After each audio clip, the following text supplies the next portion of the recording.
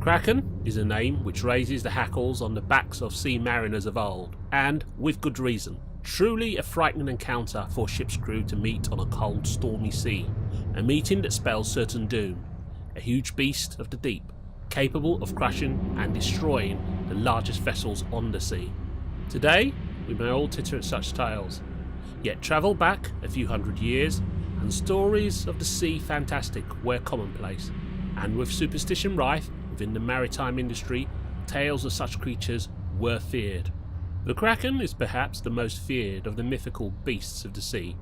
Although the term Kraken is first found in print in Systema Nature by Carolus Linnaeus in 1735, stories about this monster date back to the 12th century in Norway. But tales frequently refer to a creature so large that it is mistaken by sailors for an island or a series of islands. Dwelling in the seas between Norway and Greenland, some have supposed this creature to have been spawned from active imaginations of drunk sailors, triggered from encounters with giant sea squids. Perhaps there is some truth in that, but let us first look at the background that stirs up such beasts from active imaginations. The English word Kraken is taken from Norwegian. In Norwegian, Kraken is a definite for krak, a word suiting an unhealthy animal or something twisted, as with the English crook and crank. In modern German, krak, plural or declined singular, Kraken, means octopus, but can also refer to the legendary Kraken. The Kraken, bearing tentacles large and slippery, presents all the characteristics of a cephalopod. An early reference to a creature believed to be a manifestation of the Kraken can be found in the late 13th century version of an old Icelandic saga, Orve Order, in an episode Journey Bound for Helland.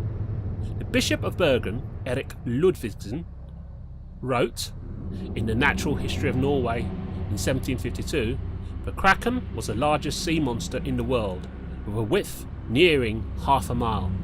Strangely, many years later, references to the Kraken, although formidable, present a rather smaller creature in comparison.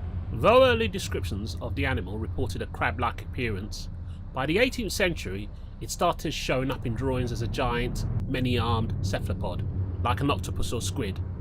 Originally, the Kraken did not come from Greek or Roman tradition. In the Greek myths, Perseus faced Cetus, a sea serpent. The Kraken came from the myths or sagas of the Norse. More than 1,000 years after the Greeks, the Kraken resembled a giant squid and was known for destroying ships. Its tremendous size and power, like that of a titan, and the gods often referred to him as the last of the titans. In summary, it's true modern-day sailors have not encountered the Kraken or any of the giant creatures of old.